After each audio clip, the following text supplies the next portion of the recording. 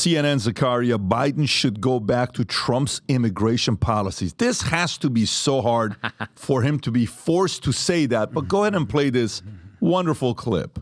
Running towards law enforcement because they have figured out that all they have to do is say the magic words, I have a credible fear of persecution. And bingo, you're in the country legally, you get 2 court hearings, they could take 7 years, meanwhile you slip into the shadows of the economy.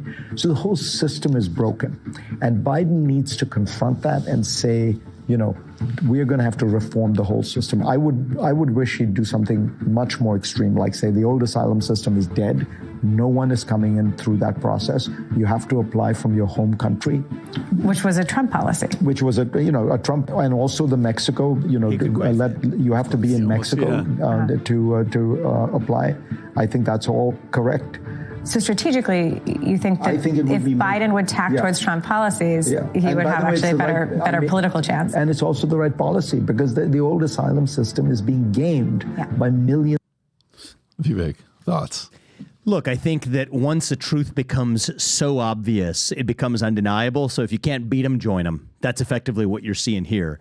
And I think they've tried to have their cake and eat it too. It's no accident that the very people who are most opposed to the border wall or to strong border policies are also the ones who are most in favor of completely open voter ID laws, right? The lack of any voter ID laws.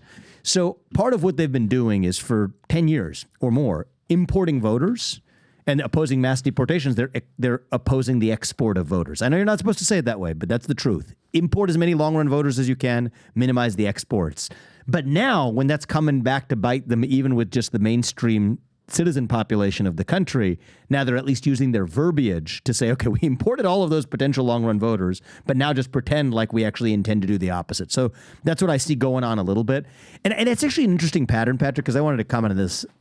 I haven't commented on this elsewhere, but it's sort of weighed on me is you see a lot of this stuff now where, who was the comedian? Was it Jon Stewart, going on the rant about COVID's origin recently? Was that Jon Stewart? Colbert. Yeah. Oh, it's Colbert. Okay. No, it's Jon Stewart. He was on Colbert. Okay, potato. You're right. Whatever. Yeah. But I think that you see that, and I see a lot of people cheering and saying, oh, yeah, he did it. Yes. How bold of him. When it comes to a lot of these admissions of failed policies and reversals of conspiracy theories, the timing is everything. Right?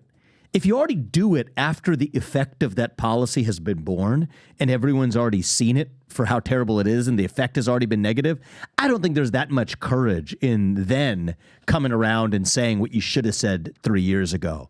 And so I think we got to be careful where a lot of these folks in the center left, they're really trying to pack it in now with their anti-woke commentary on the DEI agenda, on admitting bad COVID policies. You could think about even some of these immigration policy failure admissions that are now coming. And you'll have a lot of people who charitably say, hey, give them credit. You can maybe give him like an iota of credit, maybe, but it's the easiest thing to do. In some ways, it's even more devious, where after the damage has already been done, you feign vulnerability and pretend to admit it, when in fact, all of the negative consequences have already been had. So timing is everything on some of these things, and we can't lose sight of that. Better late than never, though, right?